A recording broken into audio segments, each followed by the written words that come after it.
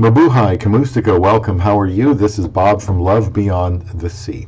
Lower your voice, talk slower with your Filipina. I wanted to make a video about one tip that would very much help you to get along with a Filipina. If you're interested in pursuing one, please subscribe to Love Beyond the Sea, where I am giving advice from my experience being married to a Filipina to help foreign men thinking about doing the same.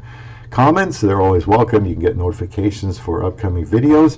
Not doing this would be a big turnoff to any woman, especially a Filipina, when it comes to how you talk to her. And that is speaking too loudly, too fast. I'm going to link a playlist called Communication in the description box, but today's emphasis is on manner of speech. They say it isn't what you say, but how you say it. I keep hearing about how American men are loud, confrontational, talk too fast, that we have bad tempers. I have to watch my temper in the way I talk to my Filipina wife.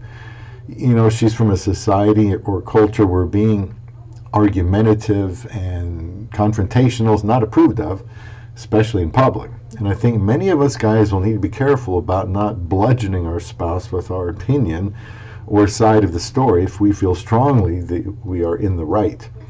When we are in that mode, often the tone of our voice can result in friction with a Filipina. Take my word for it. Been married for right around 6.5 years now. Obviously, not yelling at your Filipina is a good thing, but raising your voice just short of shouting even is still going to probably result in tempo. For me, I naturally conclude that, the louder I talk, the more my point will get made. And while that might even be true, the manner I make my point could cause a rift between us. I won't even get into facial expressions, as I have heard since I was small that I get a look that could kill when I am upset. Even my wife has told me that. No, I'm not going to demonstrate that for you today. I think that is, basically just because I'm emotional, but I can't use that to justify or excuse how I speak. This is one of those times it helps to count to 10 before responding when you're upset.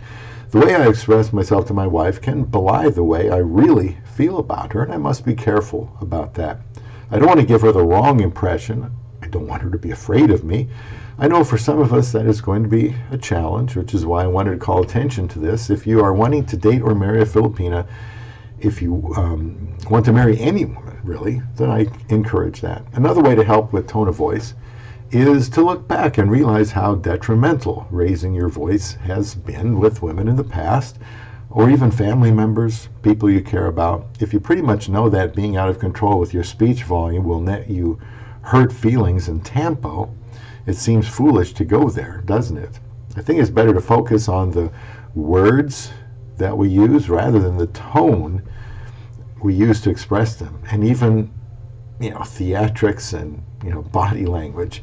In other words, focus on trying to get your point across without being emotional. She will be able to hear them more clearly than when they are being expressed in rage. Your Filipino wife is your partner, and emotional outbursts are probably more likely to occur when married because, for one thing, you've been through a lot with the immigration process, you've paid all these fees, you pursued her, and you may feel like you don't deserve whatever the clash is about. Additionally, you might think that, since you're married, you have the right to be matter of fact with her. If you're not married, one of you can always walk out the door and neither owes the other anything. I really believe that because no commitment had been made publicly before God and witnesses, so don't marry unless you are willing to fight fair and do whatever it takes to live in harmony. It doesn't come naturally. I have lost control. That happens to a lot of us, but it is not good for the relationship. The other thing I will mention briefly is that if the Filipina you are with does not have English as her first or primary language, she's probably going to have a tough time if you speak too fast, whether upset or not.